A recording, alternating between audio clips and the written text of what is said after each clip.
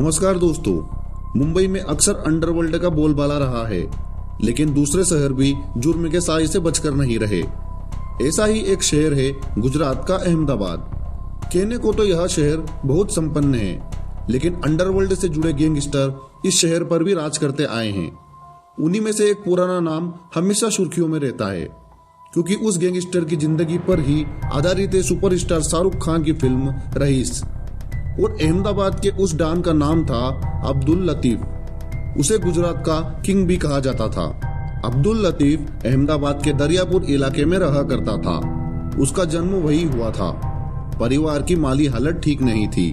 परिवार बड़ा था, लिहाजा घर के सभी लोग काम किया करते थे। मुश्किल हालात और आर्थिक कमजोरी ने अब्दुल लतीफ को ज्यादा पढ़ने का मौका नहीं दिया। छोटी उम्र में ही अब्दुल को 2 रोटी कमाने के लिए काम करना पड़ता था और कच्ची उम्र में ही वो एक ऐसे रास्ते पर चल पड़ा जो मौत के पास जाकर खत्म होता था। 80 के दशक में उसने कालूपुर ओवरब्रिज के पास देसी शराब बेचने की शुरुआत कर दी। बस यही से उसने जरायाम की दुनिया में पहला कदम रखा। धीरे धीरे उसने अंग्रेजी शराब भी बेचना शुरू कर दी। इस काम से उसकी अच्छी कमाई होने लगी थी। इसके बाद लतीफ ने शहर के कोट इलाके में रहने वाले बदमाशों को अपनी गैंग में शामिल किया और फिर हथियार सप्लाई करने वाले शरीफ खान से हाथ मिला लिया। इस तरह लतीफ शराब के साथ साथ हथियारों की तस्करी करने लगा था। जवानी की दहलीज पार करने के साथ ही कुछ ही वर्षों में लतीफ गैंगस्टर बन चुका था, लेकिन किसी भी गैंग बार में वह खुद कभी सामने नहीं रहा।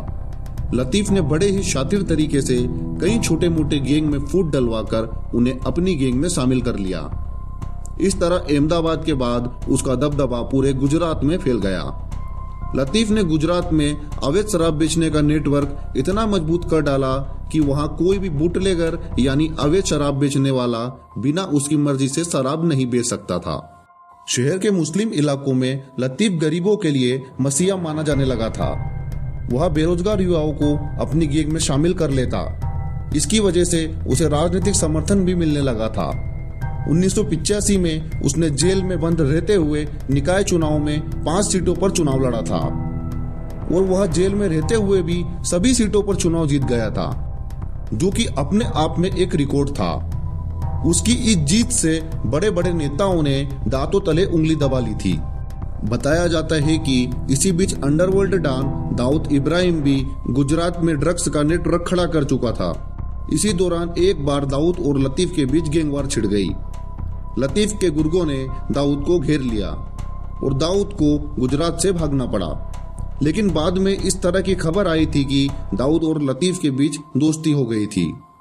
यही वजह थी कि मुंबई के सीरियल ब्लास्ट मामले में अब्दुल लतीफ का नाम भी आया था।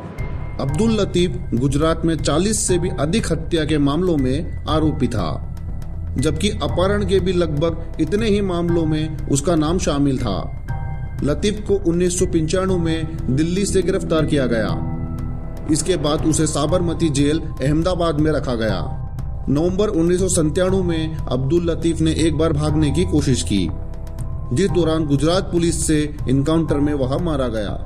गुजरात के गैंगस्टर रहे अब्दुल लतीफ के बेटे की याचिका पर अहमदाबाद के एक कोर्ट ने शाहरुख के प्रोडक्शन हाउस को नोटिस भेजा था। यह फिल्म लतीफ की जिंदगी पर ही आधारित है। लतीफ के बेटे मुश्ताक अहमद शेख ने अपनी याचिका में कहा कि शाहरुख खान की फिल्म उनके पिता का नाम खराब कर रही है। यही नहीं, उन्होंने इस बाबत हर्जाने की मांग करते हुए 101 करोड़ रुपए की मानहानि का दावा किया था। मुश्ताक ने फिल्म की रिलीज और प्रमोशनल मटेरियल के जारी होने पर भी रोक की मांग की थी। उनका कहना था कि फिल्म के दूसरे हिस्से में लतीफ को गलत तरीके से पेश किया गया है। रईस में शाहरुख खान के अलावा नवाजुद्दीन सिद्दीकी और माहिरा खान प्रमुख भूमिका में हैं। मुश्ताक कहते हैं, मेरे पिता अब्दुल लतीफ को मरे कई साल हो चुके हैं। आज हमारा परिवार समाज में एक अच्छी और इज्जतदार जिंदगी बसर कर रहा है। ऐसे में एक बार फिर लोग मेरे पिता लतीफ की पुरानी जिंदगी के बारे में बात करने लगे हैं। इससे हमें समाज में परेशानी का सामना करना पड़ रहा है।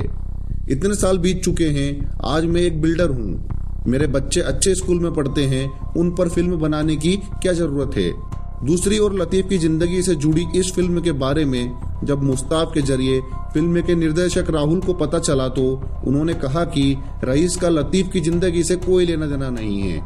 आपका गैंगस्टर अब्दुल लतीफ के बारे में क्या कहना है, कमेंट कर अपनी राय जरूर दें।